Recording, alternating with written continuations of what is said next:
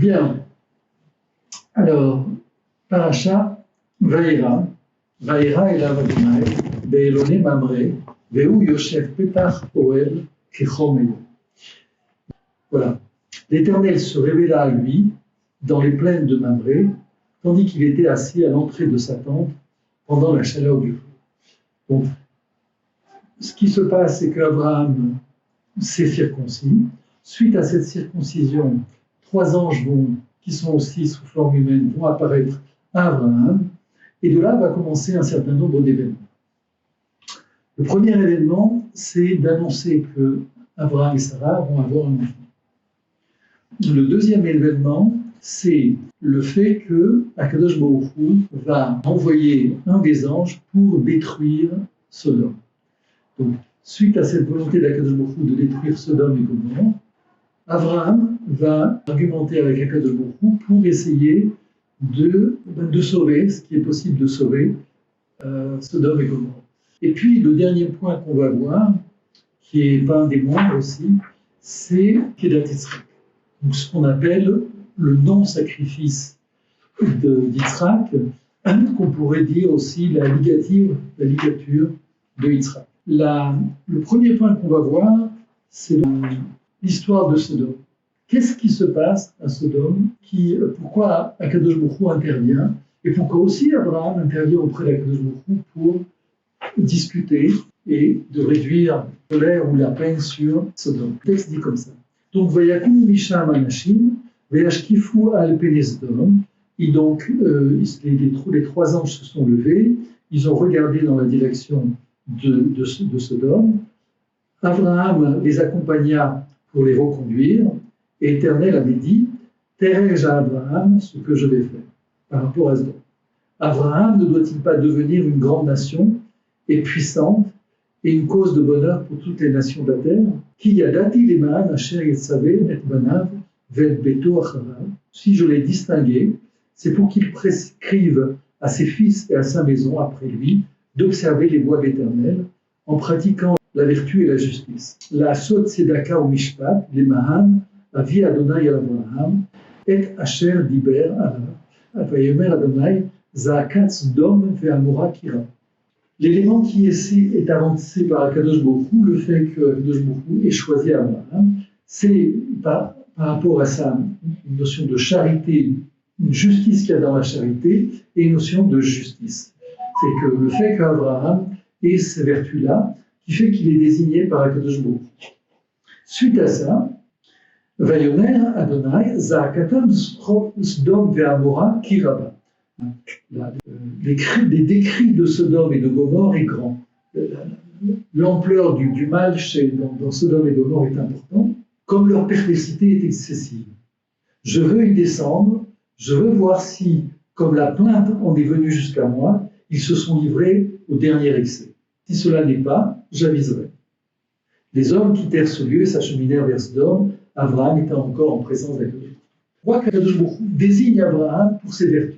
Tout de suite après, on nous annonce que Akadosh Baruch Hu va juger Sodome pour voir si vraiment ils sont arrivés à un degré de mal, de méchanceté, de cruauté tel qu'il va devoir prendre la décision de les détruire. Et à ce moment-là, Abraham, qui est en présence d'Akadosh Baruch Hu, va en profiter pour lui poser plusieurs questions pour essayer de discuter avec lui. La première chose qu'on doit remarquer, c'est le fait qu'au moment où Abraham est désigné par Akadosh Baruch Hu pour être le premier patriarche d'Israël, pour sa vertu et sa justice, tout de suite après intervient la volonté de détruire Sodome. Pourquoi après? Pourquoi à ce moment-là? Pourquoi Akadosh Baruch Hu a attendu si longtemps pour punir Sodome? Il aurait eu préférable qu'il intervienne tout au début, avant que ce soit une grande ville. Peut-être il y aurait 1 ou 2 personnes, 2 ou 3 maisons qui auraient été détruites à cause de ce mal, mais Akadosh Baruch Hu aurait empêché ce mal de devenir ce qu'il est devenu. Ça, c'est la première question. La deuxième question, c'est pourquoi Akadosh Baruch Hu a besoin de descendre? De là où il est, il voit tout. Il perçoit tout, il entend tout, il n'a pas besoin de descendre C'est pas comme un individu qui est là où il se trouve dans sa maison, il a besoin d'aller dehors pour voir le soleil. Quelle est cette idée de descendre? Et ensuite, on va voir pourquoi Akadosh Baruch Hu permet et met en situation Abraham de discuter de sa décision. Comme si Akadosh Baruch Hu ne savait pas. On sait qu'Akadosh Baruch Hu connaît toutes les pensées des hommes, toutes les intentions de chaque homme. Il n'a pas besoin, qu'on lui fasse une leçon de savoir qu'est-ce qu'il faut faire et qu'est-ce qu'il ne faut pas faire, comment juger, comment ne pas juger. La première réponse concernant le fait que Akadosh Baruch Hu est intervenu si tard et à ce moment-là, c'est là la première notion de sursis. C'est-à-dire que Akadosh Baruch Hu n'intervient pas tout de suite dans la punition. C'est une idée qui va à l'encontre de grands principes, dont des principes qui sont défendus dans le christianisme, à savoir, quand il y a une faute, on est coupable de la faute. Il y a la faute originelle, le premier homme a fauté, donc la faute, elle est sur l'homme et elle est indélébile. On est condamné de cette première faute. Et cette idée que quand quelqu'un a commis une faute, il doit être puni. Derrière cette idée, on va voir cette idée de sursis. Pourquoi Akadosh Baruch Hu ne décide pas tout de suite d'appliquer la sanction et il laisse un sursis à l'individu? La première réponse est très simple. Il va donner à l'homme la possibilité de revenir sur ses actes, de littéralement faire tchouva, de se repentir. Derrière cette idée de repentir, il y a aussi une idée d'injustice. Pourquoi? Parce que quand un homme ou une société fait du mal, lui permettre de continuer à faire le mal et à développer le mal, c'est criminel. Akadosh Baruch Hu fait un sursis sur l'homme qui a fauté, mais cette même personne continue à faire le mal. Donc pour celui qui souffre, qui en est une victime, pour lui, ce sursis, c'est un sursis de souffrance qui s'ajoute. Et là, on va avoir une idée fondamentale. C'est-à-dire que Akadosh Baruch Hu donne à l'homme le libre arbitre. Et ce libre arbitre s'accompagne du fait que l'homme va pouvoir fauter. Quand on dit fauter, ça veut dire faire du mal. Il permet à l'homme de faire du mal. En lui donnant le libre arbitre, on a la possibilité de faire du mal au bout du compte. Akadosh Baruch Hu va intervenir à un moment où il y a une limite.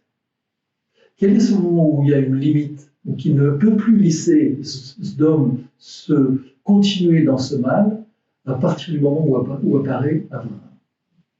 Tant qu'Abraham n'apparaît pas, tant qu'un homme n'est pas là pour installer une certaine justice, un certain comportement, une certaine manière d'être, alors le mal est normal. Mais lorsque l'homme comme Abraham se lève et dit voilà quels sont les principes, quelle sont la manière de se conduire, quelle est la droiture, quelle est la justice, à ce moment-là, ce qui était du tolérable, mais mal, devient intolérable. Et Akadosh Baruch Hu intervient. C'est une situation qu'on connaît aujourd'hui. Le mal existait et il aurait pu continuer comme ça, encore des mois ou des années, et au lieu d'avoir ce qui est arrivé pendant cette guerre de Simchat Torah, au lieu que ça soit une catastrophe qui a coûté la vie à plus de 1300 personnes, plus 200 personnes littéralement qui ont été kidnappées, pris en otage, eh bien si on avait laissé les choses comme ça une année de plus, ça aurait été 2 fois plus de personnes ou plus. Quand est-ce que ça s'est arrêté? Ça s'est arrêté quand le Han Israël s'est levé et a dit stop. Tant que le Han Israël ne se réveillait pas, le mal continuait.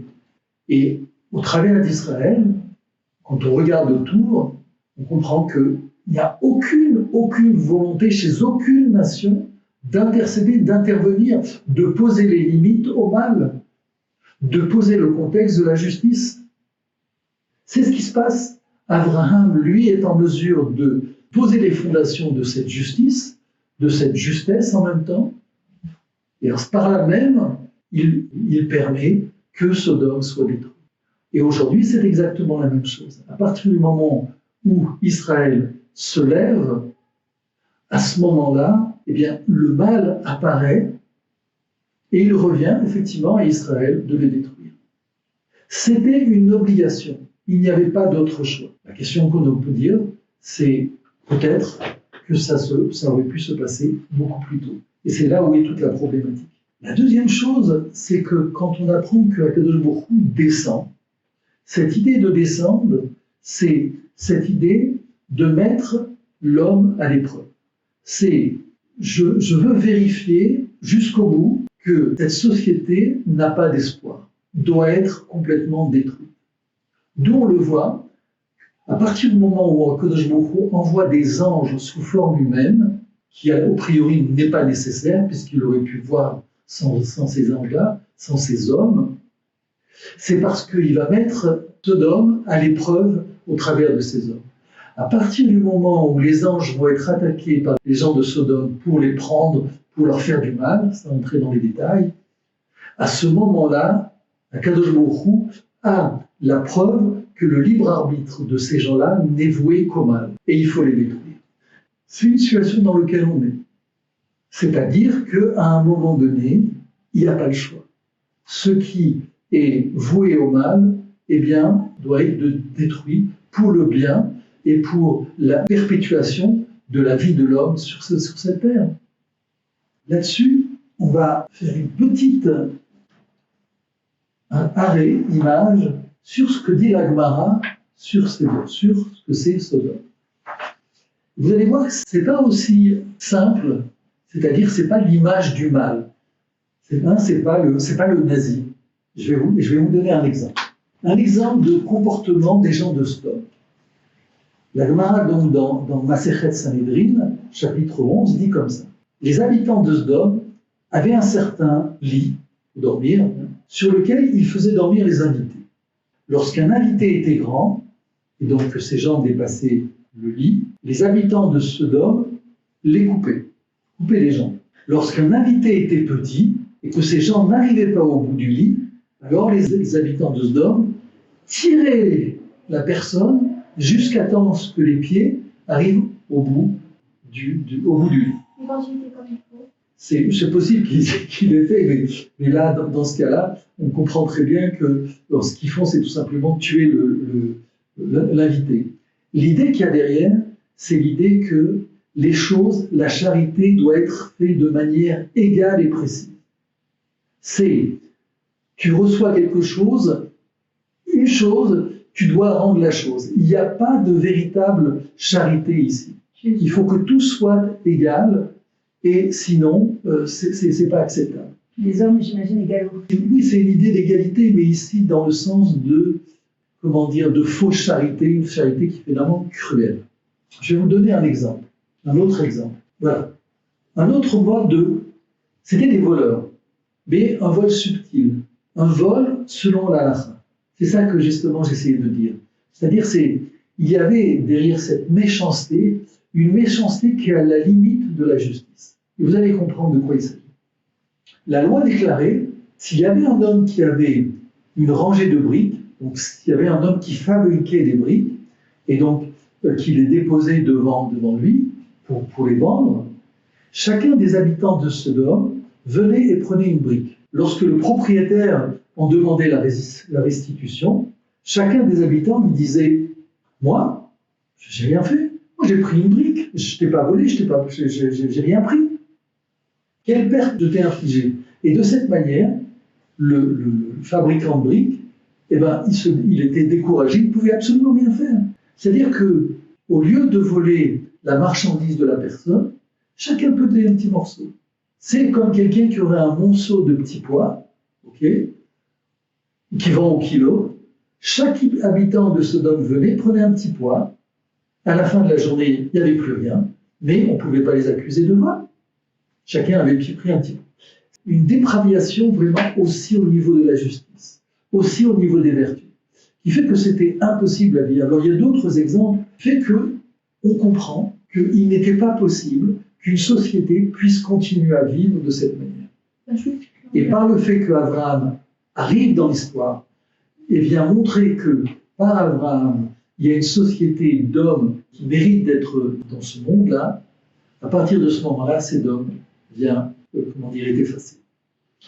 Et l'histoire continue, mais bon, on sait que la dépravation de Sodome avait dépassé toutes les limites, c'est-à-dire qu'il y avait d'autres peuples, et il y avait d'autres hommes autour de Sodome et autour d'Abraham qui n'étaient pas aussi conformes à la droiture et à l'honnêteté, etc.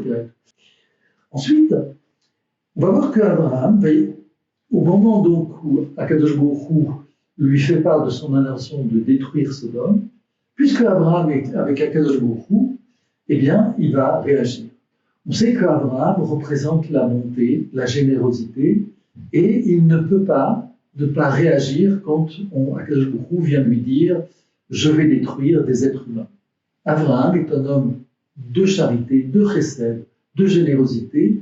C'est tout à fait en cohésion, en harmonie avec ses qualités.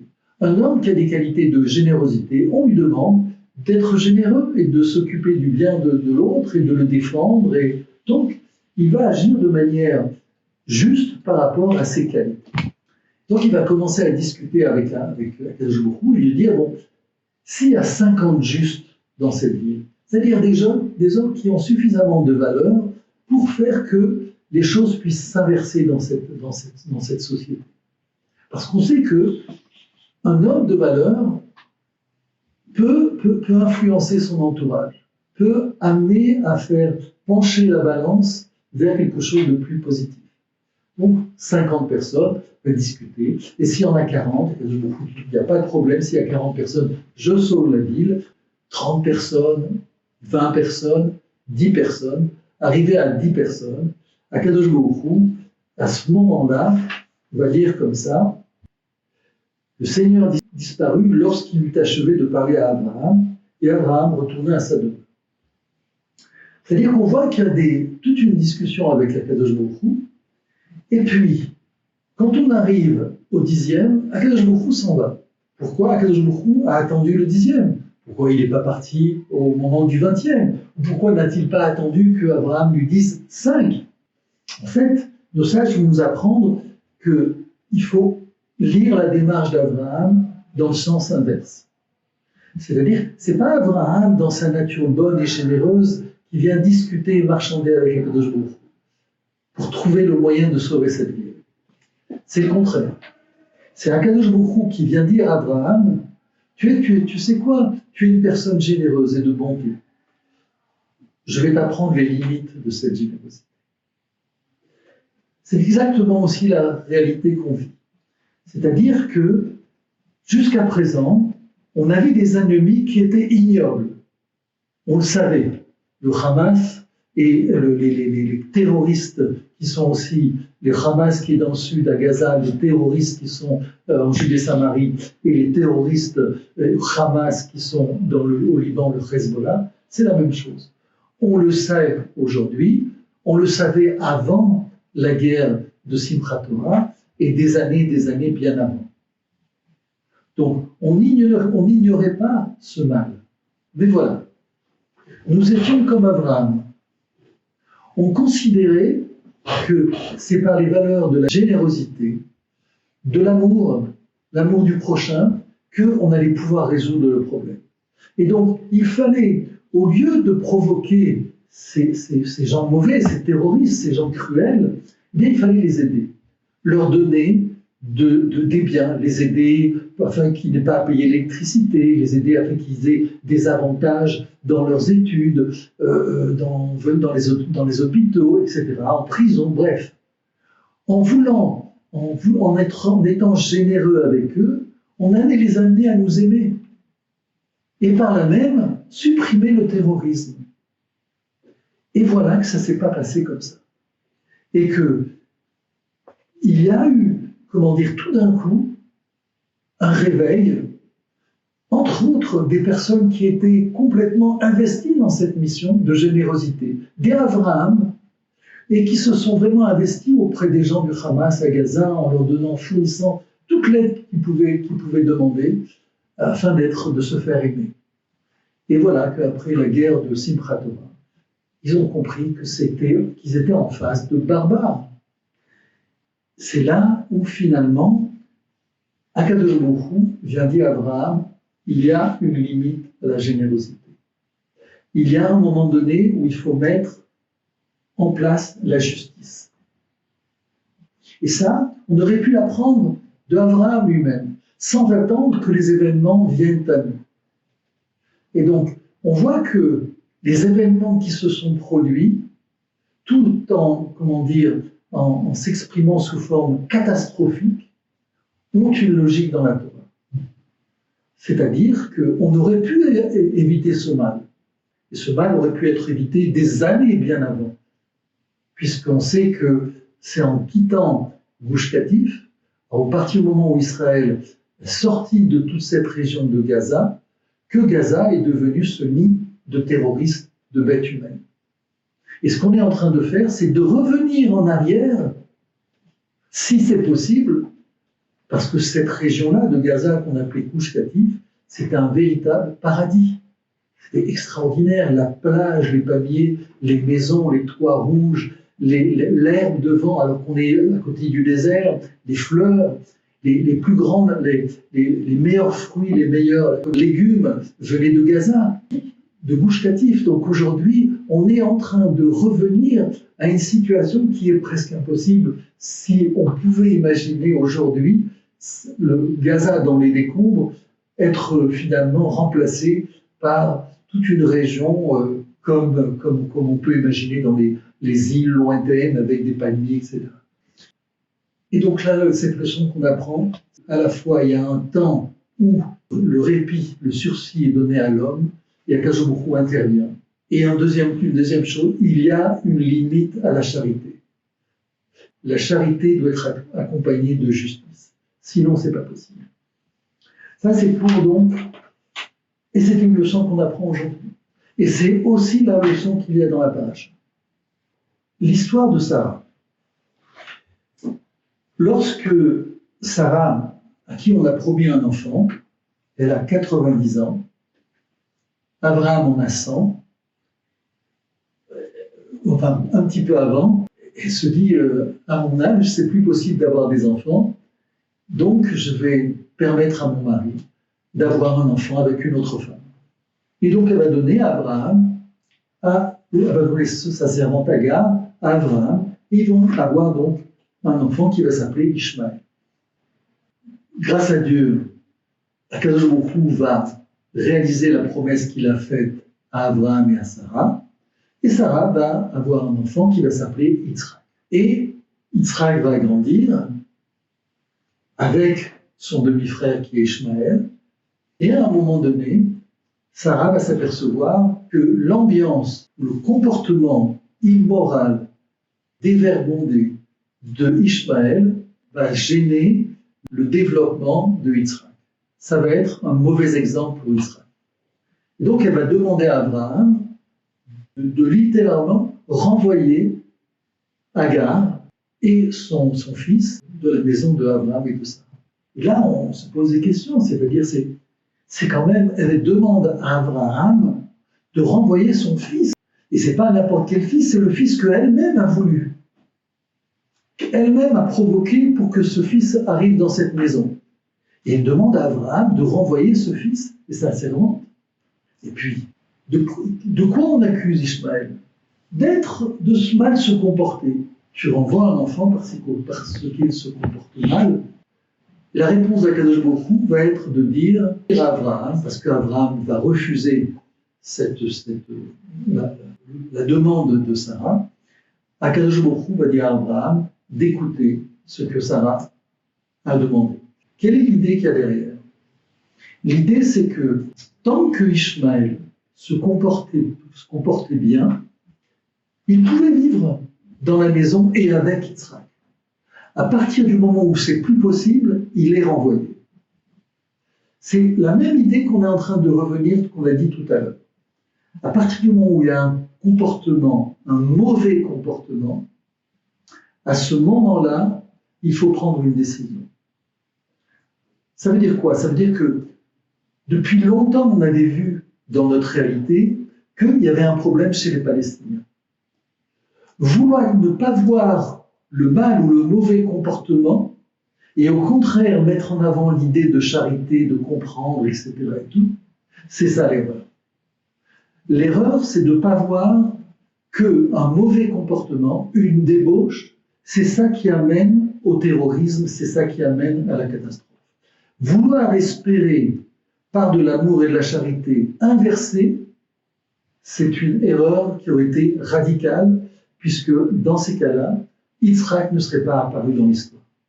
C'est parce que Sarah a renvoyé Ishmaël que Yitzhak a pu devenir ce qu'il était.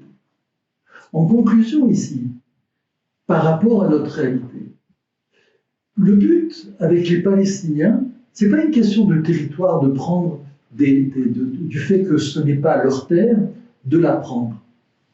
Puisqu'on sait que la Torah permet que sur la terre d'Israël, il y ait des gens qui ne soient pas juifs, à condition qu'ils respectent les lois morales et certains principes de la Torah.